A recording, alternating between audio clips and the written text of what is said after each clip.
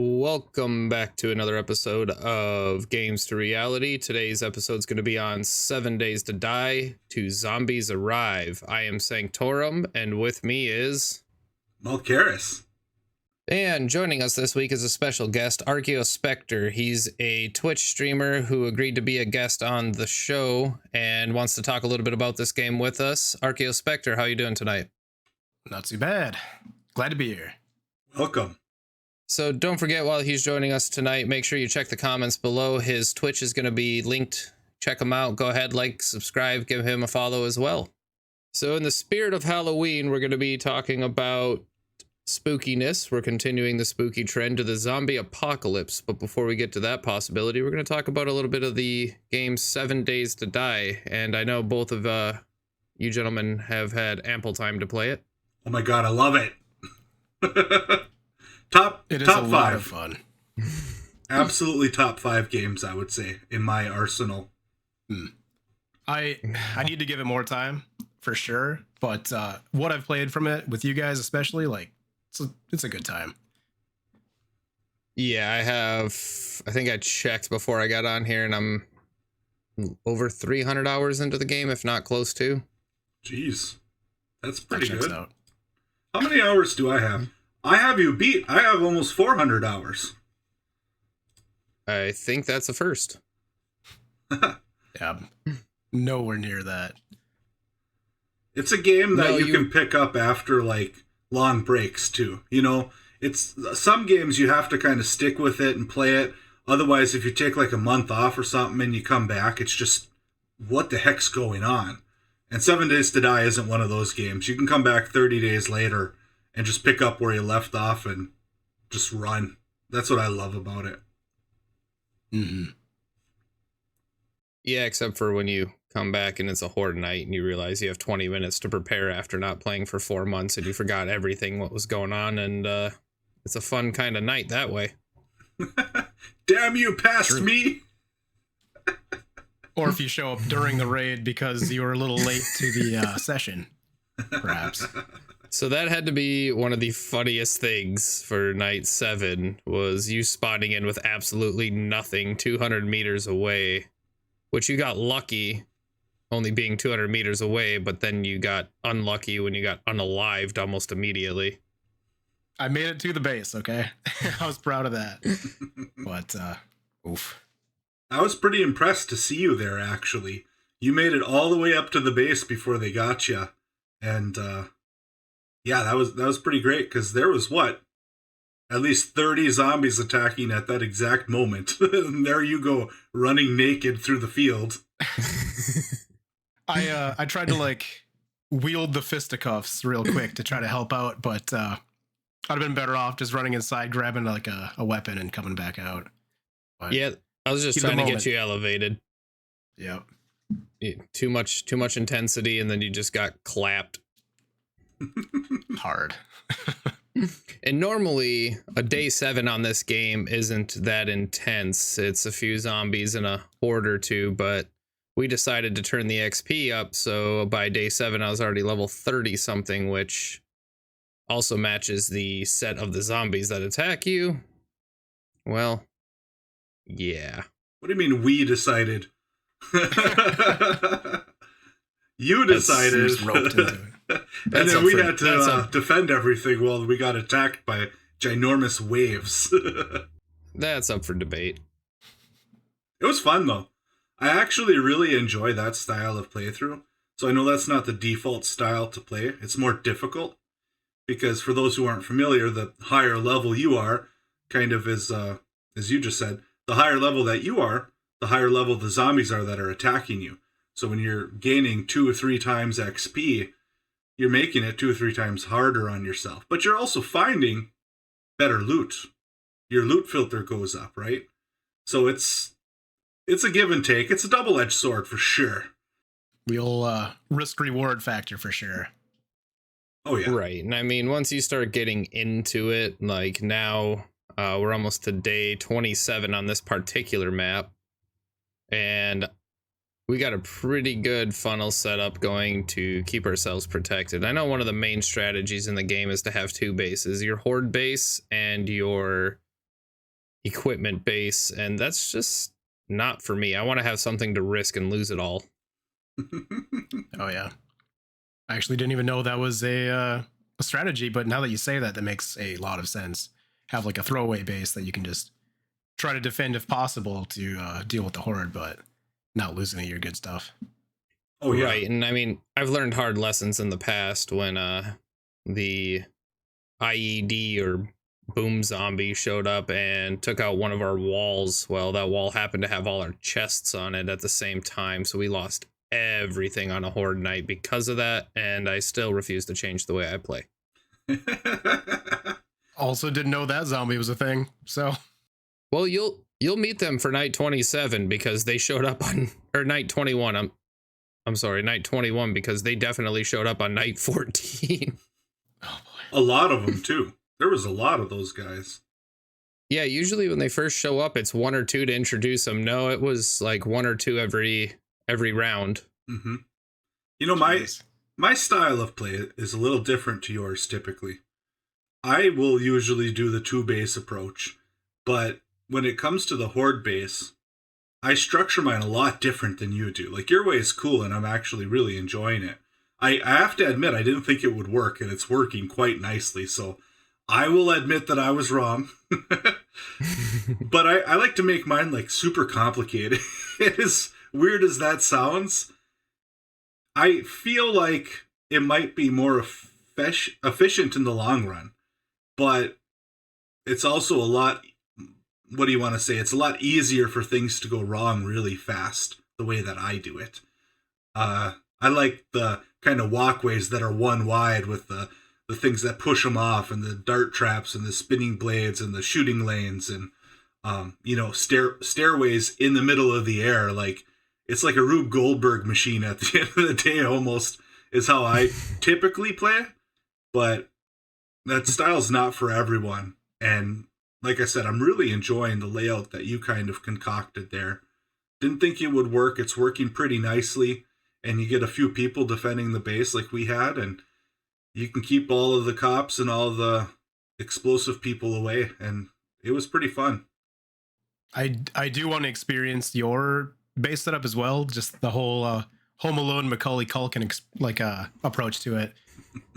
So see, you went Home Alone. In my mind, I was thinking Tom and Jerry when he's making one of those really long traps, and then it never works anyways. Right. Yeah, it's kind of like a mixture between the two, because it really depends on the night. You know, I'm either the kid genius keeping out the people that are much stronger than I am, or I'm Tom getting hit in the ass with a frying pan. So, I mean, for a game, let's talk about some like graphics and gameplay for a game that's now 10 years old. It came out December 10th of 2013, and they just dropped a big patch in August that really reframed the graphics, kind of finally fixed some of the water quality, I guess we'll say. It's still not the greatest, but it's there. But I mean, we have an entire world that you can change. There's nothing within the boundaries you can't destroy, build, or do anything. What are your takes on that part of the game? So I think as far as graphics go, the graphics are obviously a little dated. It's an older game. They've done some improvements recently, but the engine that it runs on underneath is still kind of old.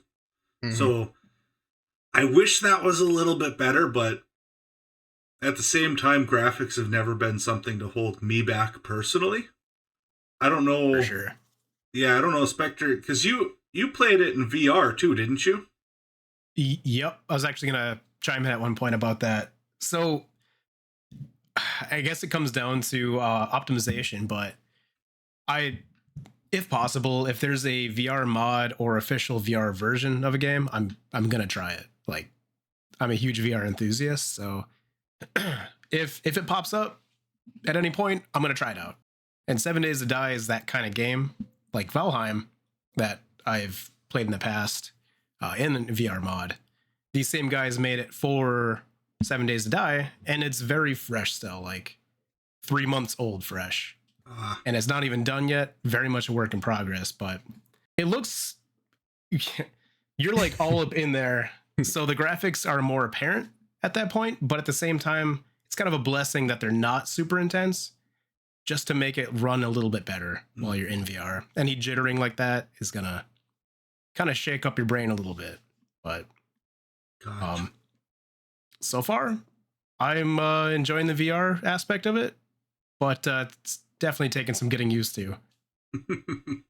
Yeah, when you streamed for a moment riding on your bicycle in VR alone, and me being newer to VR and not having my VR legs, so that motion sickness can still get to me, I was like, that might be a pause on that one, or I'm gonna get in this game and I'm gonna blow chunks everywhere. Oh yeah, it's an experience. It's really interesting. I want to try it someday. I haven't before, but I think it would be really cool to give that a shot. For sure, man. I mean, I have it set up, so I do have to try it just to do it. Same thing I did with Valheim. I had to try it. I do think on the graphics topic, too, there's a few things, though, that are kind of unforgivable to still be in the game, honestly. Like, for instance, the water. I know that with this last patch, they redid the water, and it's better than it was before. It's a lot better than it was before. Great improvements. But it's still janky as can be. I mean, there's bubbles of it, there's like little mini mountains of it and lakes and dips and lakes, and it's still super just unnatural, and it's like, come on guys, water can't be that hard to get right. I laugh so hard at that because I'll never forget the first time playing the game and finding a lake, and I'm like, well, I know what I'm gonna do. Build a moat and flood it. So I get all done digging this huge moat, and then I broke the wall, and the water just stayed there as a wall. And I was the level of disappointment at that time, because I spent hours digging this moat for the water to not even move. Jeez. That's rough. Yeah. At least now the water will level itself out. So if you dig a trench, it should fill the trench up, but it is still definitely glitchy. I dug a hole under a lake and went to drain it, and then you're just kind of stuck with something that looks like ass. Like terribly just all glitched out water everywhere, partially drained swamp looking thing. So something that I've noticed just in the experience that I had, like we were kind of by like a pond next to the town, and there was a zombie in there, and we were trying to like lead him into there and make it look like an easier target. And he just like walked through the water like it was nothing. Like that's something that kind of bothered me. It was funny, but like as far as like the game mechanics and stuff, like I was waiting for him to start swimming or something, and he just like power walked through the water. It's like, oh shit. If I'm not mistaken, that's a new patch thing, because prior to the update, they couldn't go in the water, and now they just, well, glide through it. Oh yeah. Screw physics. It was terrifying, nonetheless. That was the pond by the newly experienced dance floor, if I'm not mistaken. Yes, that is the pond. Which is now my favorite place in the game, because of all the places I've been, I've never seen a dance floor in that game that actually works and lights up, and I'm trying to see if we can build it. Yes. So that's why we need the VR thing to be a thing, so that we could you could see movements, so we could all be in VR on the dance floor dancing and taking down zombies at the same time. That would be phenomenal. That's my end goal there. Oh my god! Or just imagine putting the dance panels all on the outside of a fortress, just so every horde night is just a rave with machine guns and shotguns. Please. Please. I want a disco ball. Oh yeah. Well, they even had the side lights going off and stuff, like everything going, and I need to find out if that's actually in the game, because if it's not, there's probably a mod for it, because this is a heavily modded game after being 10 years old. Mm-hmm. For sure. You ever play some of those bigger overhaul mods? Like the first one that comes to mind is Darkness Falls. I have, yes. Extremely hard, but a lot of fun that I don't think Spectre's had a chance to get into any of the mods yet, besides VR. Right. That I went straight to the VR thing, but as far as the mods, no, I haven't really touched it for this game. Sadly. You have a pretty involved modding community. It's quite impressive, actually. But Yeah, there's nothing like doing the vehicle mod and loading in a Abrams tank and an Apache helicopter just to have some fun on Horde Night. They don't stand a chance, I assume. Well, Can they like? so they balanced it at least. So it's not like you load in an Abrams tank and it takes 4 iron bars to build it. The higher end military tier vehicles, I've never even built a helicopter yet. I got the tank built and I ran out of resources before I could even make the ammunition, the rounds for the tank. So I ended up with like 2 rounds just to try out, but it was a blast. Nice. So you could still just run them over and stuff, I assume. Yeah, and the vehicles take damage, but it's modified. But they at least scaled it well with the mod itself. It's not just, hey, we're going to put in these high-end tier vehicles and you can build them on day 6. It's definitely a lot of resource to gather up and get done and make these war machines in the game. Something to build towards, essentially. Yeah, exactly. It gives it more fun in the end game. Same thing with, they have different weapon mods, different furniture mods, and all these mods that go with the game. And just the base game itself is great. But I would say my biggest pet peeve in the game is the fact you can build furniture, but not sit on it. Yep. Me and you were kind of bitching about that last time we played. And like being in VR, especially, I'm going to keep bringing up VR because like that was most of my experience with it. Mm-hmm. But like being in there is like, you're like looking at this chair, you're like, I just want to sit down on this thing, man. Like, it doesn't look comfy, but like, I just want to like lean back in it. Yeah, no, it's just a ripped, torn up office chair, but all you can do is pick it back up. Yeah. Maybe eventually, or maybe that's a mod that's out there. I haven't really looked into it. It might be, and if it's not, and the modding communities listen, please make it one. We just want to sit down, man. We just want to sit down. Yeah, 21 days of standing straight. It gets to you. We just want to be spoiled. Now that we can shoot through holes in doors, now we want to sit. Yeah. Yeah, that is a new thing. Prior to the update, even if there's a giant hole in the door, you shot it and the door went down. Now they finally did that with that newest update where you can shoot through the holes and not break the door. Oh, that wasn't a thing before? No, Like- it didn't matter if half the door was missing. You shot at the open spot and the door took the damage, not the zombie on the other side.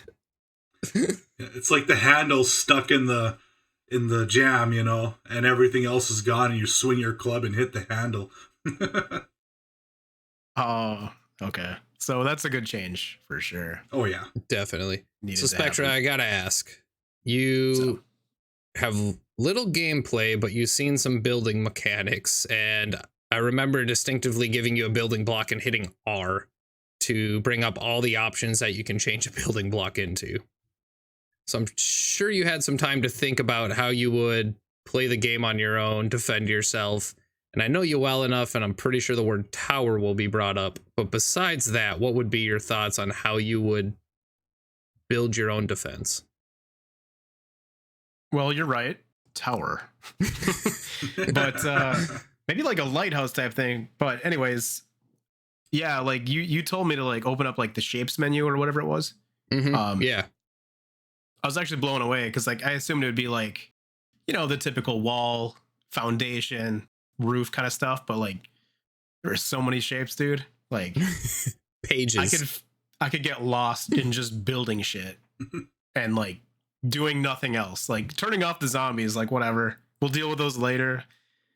Maybe just having like, I don't know, just a lot of fun building stuff. And yeah, there's a lot to that from the looks of it, and haven't even begin to touch that. Wait till you see the But, painting. The what? Wait till you see the painting. You can paint. We blocks. haven't made it that far yet. We now have the chemical station, so we can make paint. And yes, you can paint every block in the game. I do have a paintbrush. Yesterday, I was in like the place right next to our base, and like I looted something and got like a paintbrush with like a red background behind it. So I assume. Yep, it's so used that's for that. the tool for that, and then you use the chemistry station, which we now have, and you can make latex paint to paint your base, Nice. which we're currently almost all concrete now. We've done some more upgrades today while I was playing just to give it a shot and see.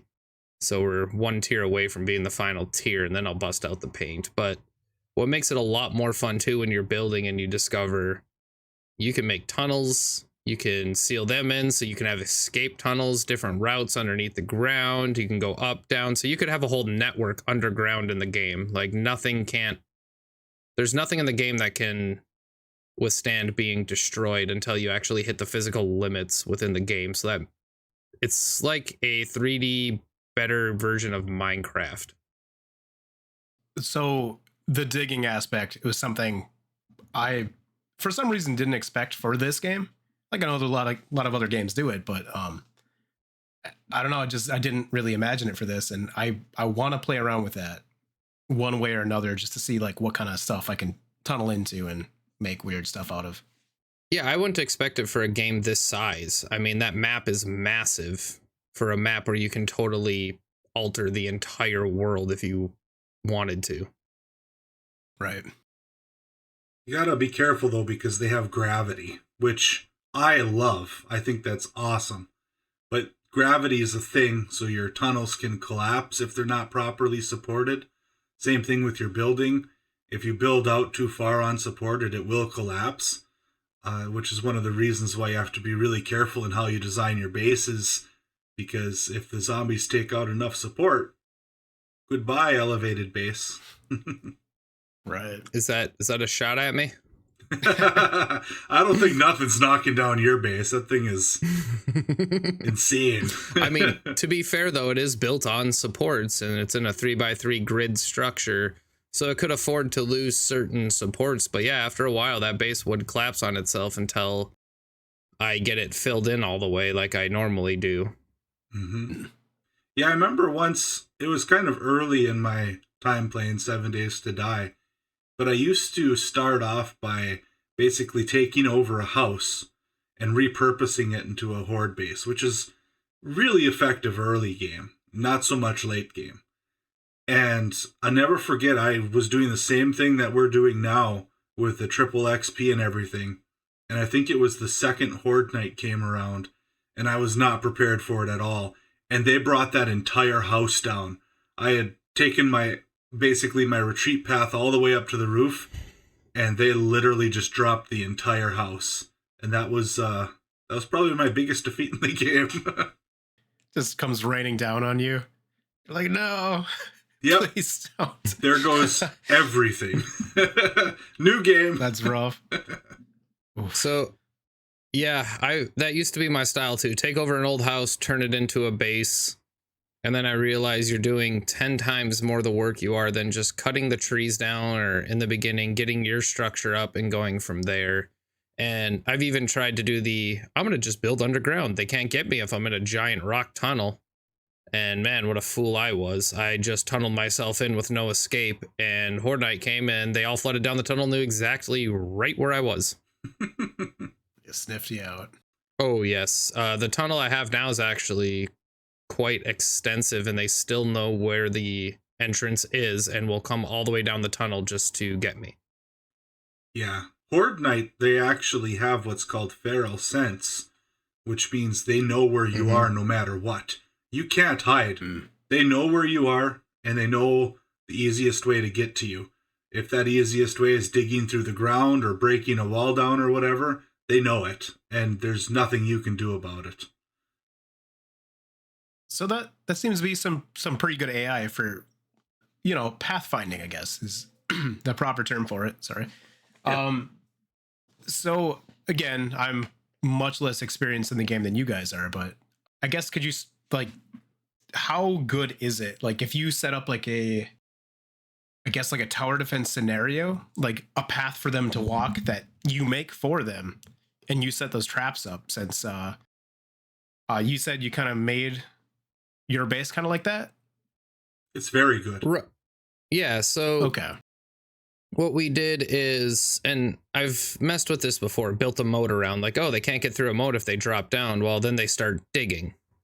So that doesn't work. So, but when you make a moat and you give them a ramp going up, they're going to decide that the ramp going up is much easier than digging to the base. So they flood to the ramp, and basically it just brings them all together into a funnel. And that was kind of one of the things I sent you a photo of last night while we were laughing, was them all coming up to the funnel, which we laid with a electric fence. So they were just getting electrocuted as they were walking up this ramp, because they can't sense the trap, but they can sense that's the easiest path to you, the player. That's perfect. Yep. Give them that easy route and then riddle it with traps. Exactly. Like, you could do, kind of think of the mouse going through the maze to get the cheese. It's going to figure out how to get that cheese, and it's going to take the easiest path to get there. Like, their pathfinding is a lot like that. Cool. Yeah, and my typical base that I build when I play single player, I'll usually have, like, say, an 8x8 tower. That is where I am, right? So it's a way that the zombies don't have a way to get up to, typically speaking. But then what I'll do is I'll build a path that zigzags all around the area and leads them straight to me in that tower. But the way that they can get to me, there's more than one way. They can either walk this path, which they see the only obstruction is I'll have like a iron hatch door or something there. So they see that as a really easy way to break through and get me. Or they can take down this 8x8 solid concrete thing that I'm standing on, and they're always going to choose to take the Rube Goldberg path up and around and zig and zag through all my traps to try and break down that one iron door, as opposed to take down the 8x8 column. And it's extremely effective. Although, I do have to preface that with I haven't tried that in the new update, so I don't know if they changed anything about their pathfinding, but historically, it used to work extremely well, and it seems to be the same now, judging on how this current base that we're playing on is still working. Fair enough. Yeah, and then I let them do the work. So if there's some that will start digging, which they may, pending how close they are to the path, then I just fill that in with a block, and I let them dig it out. That way I don't have to dig anymore and put a wall up. So as they dig it out, I put the wall up, and by the time they're done with it, they're going to see concrete versus a path, or steel, which is the highest you can go, versus a path. They're going to take the path right into your trap every time. And when you're sitting on top with 3 or 4 players in a fatal funnel just laying lead down range, they don't have a chance. I was going to say that that must be really nice with like a turret setup. You funnel them down like a hallway and just, you know. So funny you actually bring that up, because that's a thing in the game, and there are basically turrets that you can set up, and you can even set them to attack zombies, animals, or stranger players. Like if they're not part of your party and they come up, the turrets will engage them. Or you can even set them to attack anyone, including yourself. So if you walk by the turret, it'll shoot at you or your party members, which is funny sometimes. But seems they like have a poor choice. It does. But you know, I had to do a test run one time because I wasn't sure how they worked. I found out real quick. Fair. But there's SMG turrets in the game. There's the shotgun turrets, which are the 2 main ones. And the best thing about the turret system is it's laser guided. So even though they hold, I believe the SMG holds 900 rounds and the shotgun holds 450, it's always a headshot. Mm-hmm. Oh. So that damage is amplified. Damn. Very effective. You know, sounds like it. I have to say, one of my favorite things about the game, speaking of Horde Night and base defense, is all the weapons, or at least all the weapons I've ever played with, are viable at pretty much every stage of the game. So for instance, like right now, my main weapon is a bow and a crossbow. And during this insane, crazy Horde Night, I was still up there holding my own right next to the people with the guns. They were killing them a little bit faster, obviously, when they have a full auto machine gun. But I was standing my own. You sit up there and you shoot them in the face and their head explodes. And it's pretty cool that this late in the game, which I know it was only the day 21 horde, but we're also on 3 times XP, that I could still be up there with a bow and I'm actually useful with it still, Maybe that won't be the case on the next horde night, but at least this far in it was. Yeah, they make exploding arrows. I'm sure you'll end up using those. Yeah, and I didn't even use those. I was still using iron arrows. I know there's about 1,000 of the heads in the chest because you keep making more. You can't have too much. I'm now to the point, so in this game, the trader itself has tiered jobs, tier 1 through 5, and as you do so many, you unlock them, and I'm at the max tier 5, and my main weapon still is the stun baton, and it's viable all the way through if you do your build right. So steel armor, stun baton, get some fortitude going so you don't just get hit and fall down, and I'll do an entire tier 5 with swarms of zombies coming at you and just have a stun baton. So what about a beer and knuckles build? I know we kind of touched on it a little bit. How effective is that, like, later game? Because I just want to punch everything.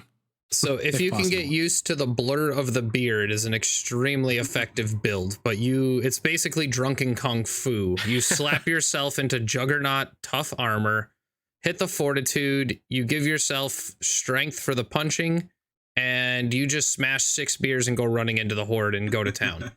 That sounds so fun. I've only tried it once. It was a blast, but I didn't have everything equipped for it, so it wasn't as effective. Now, you playing that in VR, I would definitely request a stream, you smashing like 3-4 beers, getting VR drunk, and then running into a horde of zombies, because I want to know how this works. The key is to cancel out the VR drunk with being actually drunk. It's like a double negative, then you just get in there and start punching. You know what? That makes perfect sense, because then you're stone sober and the double blur is no longer a blur. Exactly. The math checks out. We called the boys in the lab. Trust me, I'm a doctor. The downside from like the little snippet I've had with the knuckles in VR specifically, you can only use the right fist. So big bummer on that right now, but hopefully they fix that. That's kind of interesting because I think about it now, and you just mentioning that makes me think that every weapon you hold in the game is with your right hand only. Except the knuckles, apparently, but... Yeah, but I mean, besides the fist wraps, the knuckles, everything else is like a right hand. That'd be an interesting concept. Hopefully they throw in some mod there where you can give them the left and right hook. I would love that. All right, so that makes me have to ask. If 7 Days to Die happens tomorrow in a real world, the zombie apocalypse breaks out, and World War Z or Zombieland, whichever genre you want to go down here, what would be your weapons of choice for, oh no, this is actually happening? I have several friends that I would call and rekindle my friendship with them. That would be my weapon, because I am useless when it comes to any type of combat. So that's what I would do personally. The phone a friend approach to the zombie apocalypse. Yeah, exactly. Yeah, show up with a cheesecake and be like, hey, it's the end of days. How you doing, buddy? Haven't seen you forever. Those are some nice guns. I'm a good supervisor. Me specifically, realistically, you're going to want to have some guns for sure. Right. That range, just don't let them get near you if possible. Depending on the types of zombies, if they can hear stuff, that's going to be another issue. But something with reach, something that's going to knock them in the head, keep them down is important. Nothing too heavy that would, you'd get drained super fast. But obviously fortifying, having a shelter would be really important, and then build around that. Yeah, I would probably actually, to build on that, I would probably take the Home Alone approach with a house. That's actually what I would probably do. That'd be where I would shine the most and have the highest chance of surviving. I'm not going to be wandering around with a shotgun like you, but I'd hold my ground and trap the crap out of it. What about you, Sanctorum? So I think I would have multiple approaches. I mean, it would depend on where am I when it breaks out, but the perfect thing for me would be dual wield pistols with high capacity magazines. And then from there, some type of light melee weapon. I don't want to carry around sludge hammers or something like that, but a good machete, something along those lines. And then, Spectre brought up a good point. Distance is your friend and sound too. So how much are you willing to carry? Yeah, you could have a weapon that's everything from A to Z, but then you're walking around with this giant backpack. I would probably go with more just the pistols and a machete and maybe one AR type platform rifle that's lightweight, but can get some good distance out of it. Hopefully with a suppressor, because if sound is a thing, yeah, you'd be screwed. Mm-hmm. Don't want to bring them all to you. Exactly. And that's where I'd function some of those little monkeys from Call of Duty that you just wind up and throw out so they make the noise and then blow up. Yes. We gotta if I have was some that of smart, those. I'd probably blow my own hand off first trying to make them. So that being said, how realistic do you think a zombie outbreak is? What do you think the actual chances of the zombie apocalypse happening are? Probably the same as getting killed by a chicken. Low, but it's always there. Great analogy. It's always a possibility. I don't trust those chickens. I would have to agree, though. It is something that, a lot of people talk about it just because we're so used to so many movies and media in general kind of touching on zombies. People love the idea of zombies. Mm-hmm. But I don't know, what was it? Was it 28 Days Later that has like the rage virus or something? I think so, yeah.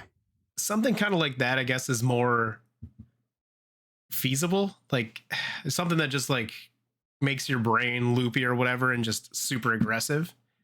That I could see being more possible. Right, Maybe more along like the lines of a mad cow disease. Yeah. Mm. Something like that. Yep. It's actually a very interesting factoid, is the Lysa virus, which by its more common name is rabies, is actually thought to be where we got the inspiration for a modern day zombie. Because its symptoms is if a human gets rabies, which is almost always fatal, so you don't want that. But its symptoms is, delayed cognitive function, delayed muscle function, just kind of like that crazed look, slow moving, rambling type of thing. And so I always thought it was really interesting that that's probably where that actual original inspiration came from for human zombies. And if there was ever like a huge widespread outbreak of that might be the closest that we actually ever get to a zombie apocalypse, if you will. And I mean, with the chances being low, I say not zero. And Spectre, you brought up a great point. Yeah, Hollywood has emphasized this so much to the point that the actual CDC has guidelines in the event of a zombie outbreak. And they have guidance on how to prepare for a zombie apocalypse. That's official, no joke pamphlets or preparation documents you can download offline, and what you do best for no different than the CDC saying the flu outbreak or chicken pox. It's good to have, plans at least in case it does happen. I'll say that. I mean, yeah, it's better than saying this will never happen and then it happens. At least there's a plan in place. Mm. Pretty soon we're going to have zombie drills at schools once a year. Yes. I'd be okay with that as long as I get to play the zombie. I get to be the role player. I'm just kidding. Down. My luck, I'd play the role player and it would end up like Zombieland with Bill Murray. Then I get shot because somebody doesn't realize I'm just in makeup. A kid just hooks a brick right into your forehead. That'd probably happen anyway. Probably. Okay, kids. Time to sacrifice the nerds. The zombies want brains. Yes. Why The did front they line. kill me? You're an F student. I'm safe, yes! So I think it's safe to say the three of us would be safe if that was the case.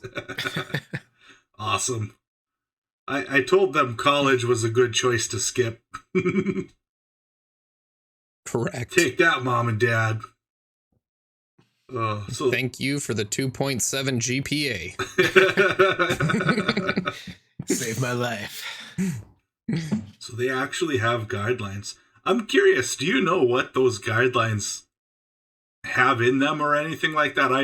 I've heard before that they exist, but I've never went and actually viewed them myself. Same. They're pretty standard.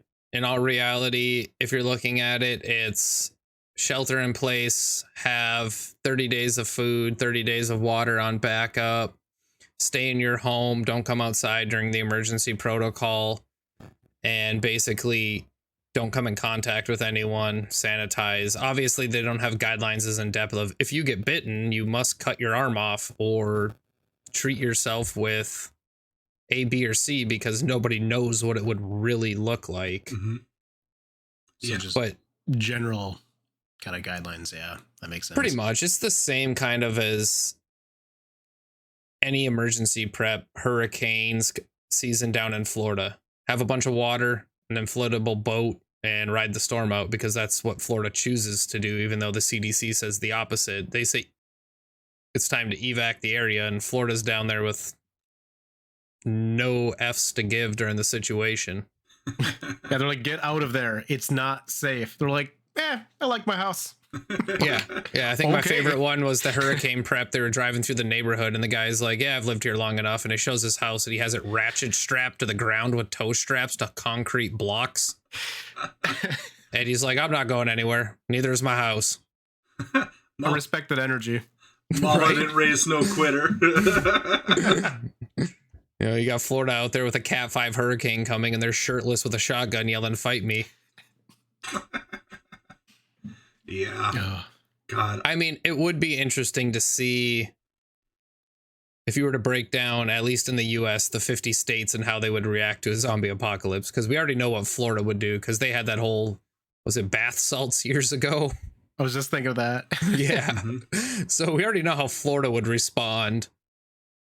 Texas has a crap ton of guns, so they're just going to drink whiskey and shoot stuff.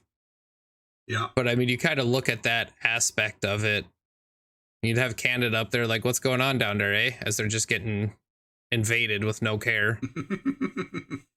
I think I'd have to that say Upper Michigan would do pretty okay. Yeah. Speaking of, actually, regionally, I wonder how like the climate would play into it. Like if it was during winter, like would that just slow them down or that kind of thing, you know? See, and those are the questions. I mean, one, obviously, during anything zombie, the last place I want to be is any type of city. The more rural, the better. Mhm. Away from people. Hopefully, it's not one of those zombie things that bring people out of the graves there, but as far as an actual living virus that turns a human into a zombie, I would want to be out of the city. That's number one. For sure. So when you get to places like Upper Michigan, or you get to the middle of Montana, it might even be months before you even realize there's a zombie outbreak if you're living in the middle of nowhere like that. Mm-hmm. And then you'll see one and be like, what's the government doing here? I don't know. I really like that what you said about like Upper Michigan and everything. The neighbors all band together and basically have an army big enough to take out a small country. I think we'll be fine. Right. And the weather is Oh, yeah. also a really interesting point with the cold. Like, at what point, would they freeze to death? Because if they're moving that slow and they require as little food as they do, you'd have to think like their metabolism and everything is slow. Like, would they freeze to death earlier than a normal living thing that can move to keep warm? So that's a really interesting thought, actually, that I've never heard pitched before. No, me neither. And that goes to the whole, like, they freeze, and then they're like the mosquitoes up there, and in the summer they just come back once things thaw out. All right, kids, it's zombie season. Put on your repellent. I guess, yeah, that would go to the whole idea of like if they're an undead zombie or if they're just like an infected human that's still technically alive and like moving around, you know, just in a zombie state of mind, essentially. But yeah, like if they weren't producing body heat, they would quite literally freeze in place and just be like stuck there. Like, oh, there's a couple of dudes just kind of standing on that field over there. Like, what are they doing? I just pictured a new winter sport up there, and that's snowmobile zombie smash. Just two people on a snowmobile just flying through the woods, and the one on the back's got a baseball bat, just thinning the zombie herd in January. I love this idea. I'm in. And I mean, you laugh about it because no one knows what it would really look like. So it could be far-fetched as you want it to be, or it could be as simple as, like you said earlier, the rage thing, where it's just a bunch of people who are just ticked off and they've gone almost pure feral and they just defend themselves, or everything's a threat, so they just fight, kick, and bleed. And that's scary enough to think about it, because there are things to where, I mean, if you're on some of the different drugs out there, like, you don't care. I've seen people on drugs get tased and they're not affected. Right. Yeah. So what you're kind of saying, I think, is like we don't know how it would be, right? Because a lot of what we see in like movies and TV shows and books and stuff, it's science fiction. But we do have real life examples that either inspired it or actually exist, not in humans today, right? So with humans, we have the lysovirus, which is an inspiration, and we can look at how someone with rabies acts and what affects them. But then we can also look at some species of like, what is it, spiders and stuff that can actually get viruses that turn them into, air quote, zombies, right? So we have a little bit of information to go off of, kind of to make some assumptions at least. Yeah, and I mean, there's zombie spiders, zombie plants, zombie ants. I mean, it kind of just, it's out there in a sense, but it always kind of leads to their demise. So when you look at zombie ants, they get infected by a form of fungus, and it just basically takes over their mind, and that fungus uses the ant to survive and eventually just grows until the ant dies. The one that I was kind of thinking of too is like, it's a smaller parasite. The one I was thinking of wasn't a fungus, but it's like I don't exactly know what it is, to be honest, but it does take over a host, and kind of like what you said with the fungus, it uses the body to essentially mature itself, messes with its brain, and just, you know, it kind of shambles along. I think it's in like slugs or something like that, and then emerges from it afterwards is like its own thing.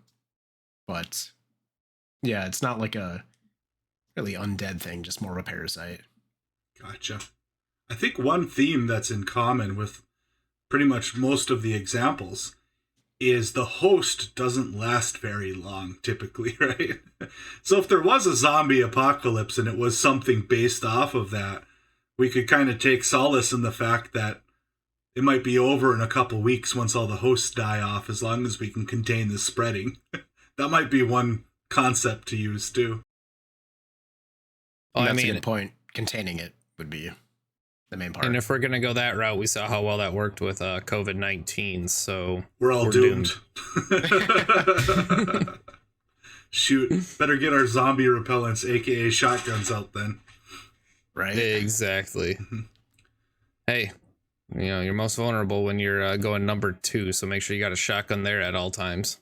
That's just standard practice up here. Yeah, right? Oh, God. Keep it handy. So, with all this conversation about zombies and the realism of zombies and tying it into the game, I'm quite curious, Spectre. You have the least amount of time in the game between us three. So I'm just kind of curious, what's your favorite and least favorite things about the game? so far? Okay, I was gonna say so far, like, I hate like weighing in on stuff when I'm not like fully versed in it. But from my experiences, well, again, the building aspect is awesome. Like any game with a like a survival atmosphere where you can build up your base and defenses, especially with some friends. Awesome. Huge bonuses on that. Downsides. Kind of like you said, graphics, it is a dated game. Mm-hmm. So maybe like an overhaul could be good for that. Or like a sequel or something. But it's not, as long as the gameplay's good, graphics don't really matter as much. But it becomes kind of apparent again, like the VR, which that's not really fair to bring up. But yeah, I don't have a whole lot to say on the downside aspect of it. Like if you're just surviving and doing like the missions the trader gives you and stuff, it's like that seems like a fun gameplay loop to keep you entertained. Surviving during the horde things like that's good stuff. Like I need to play more of the game for sure. Yes. Okay. So it might be a little premature to ask this, but if you had to rate the game based on what you've experienced and saw so far, on a scale of 1 to 10, 1 being absolute crap, 10 being the best thing you've ever played, where would it fall on that spectrum for you? With my experiences and what I know from the potential, from what you guys have explained and stuff, I want to say 6.57 ish. Okay. Yeah, and obviously I know that that's a little unfair to ask you that, having, just starting to get into the game. So I'd be curious, although our viewers may not hear the answer, but down the line to hear if your thoughts change on it after you play more. Right. Mm-hmm. I'd say 7-ish for sure. Cool. Sanctorum, I gotta ask you the same thing, man. So with the hours I have in the game, and I've tried playing this game many different ways, which makes it more fun. So if 7 days to die, you're playing, you get bored of the same, go do the mission, survive every 7 nights. You can always spice it up and turn it to every 3 nights there's a horde night, or every night is a horde night. Oh man. And that gets spoopy. I love playing that way. That's my favorite way to play, actually. If you can make it, it's actually super fun. I don't think I've made it past like night 6. However, it's a lot of fun. It's a lot of running. You play more of a nomad style. You don't want to do that on 3 times XP. No, you do not. No, absolutely not. But I mean, nuts. We already kind of beat up the graphics enough. Again, it's a 10-year-old game. The water is there, but it's not really watery. So, I mean, you got those 2 things. Other than that, I have to say I'm extremely impressed. You take a game where you can modify an entire world that's massive with pre-generated buildings. You can survive any way you want to. It's kind of limited to your creativity. I gotta give the game at least a 8 out of 10 still 10 years later. Mm-hmm. Oh, quite interesting. So I kind of feel the same way in a way. I think my biggest complaint about the game, if we start with negatives, is actually that it's still in alpha. It's been 10 years. The game has changed a lot over those 10 years, right? Like even 2 years ago, even a year ago, there was a lot of big differences between today's game and the game back then. And you would play it a lot differently. And in my mind, they need to wrap it up, get a 1.0 out, and then take all those cool ideas that they want to put in and make another game for it. But they need to solidify the game and stop changing it so much. I think that's what needs to happen in my mind. And that's a good point. Yeah. And that would be great, because if they made a sequel, they'd make more money too, because I'd go buy the sequel. But I think that is my biggest complaint, honestly. The graphics, whatever, that doesn't bother me that much. The water, yeah, that same thing that you guys said, so nothing new there. But I'd actually probably rate it like an 8.5 out of 10. I'd say when it comes to survival games, it's definitely top 2 for me. I absolutely love it. And the main reason that I love it is something that you touched on a little bit. It's customizable, so you can play it in different ways. You can have a horde every night. You can have normal size hordes every night. You could have massive hordes that are 64 times bigger than the normal horde every night if you want to. You can self-impose or impose through the custom menu certain rules for yourself. And I don't know, I just love that customizability and the replayability. It seems like if you get bored of one thing, you can just switch it up a little bit and play it through again, and that replay value is very high. So I'd have to say it's actually probably in my top 10 games for sure, and in my top 2 survival games. So I rate it pretty high. I certainly need to give it a better chance because it's only been a couple sessions so far. So, oh yeah, I really want to get in there in the VR aspect of it. Again, big fan of that part, but it just seems a little more intensive. So like it's kind of like I mentioned, jittery while you're in there. So it's hard to want to do the VR part for that reason. Right. Once they get it smoothed out, and if they get it running like Valheim, then no issues. I think the 2 guys doing it are, was it Kaliba and Necro? I think are the 2. And I think it's the same guys that did the Valheim one.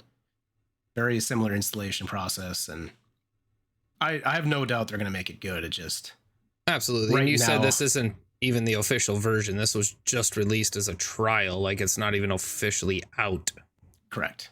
It's still an alpha. Work in progress. Not even beta, alpha. Yeah, neither is the game itself. So, I mean, that's fair.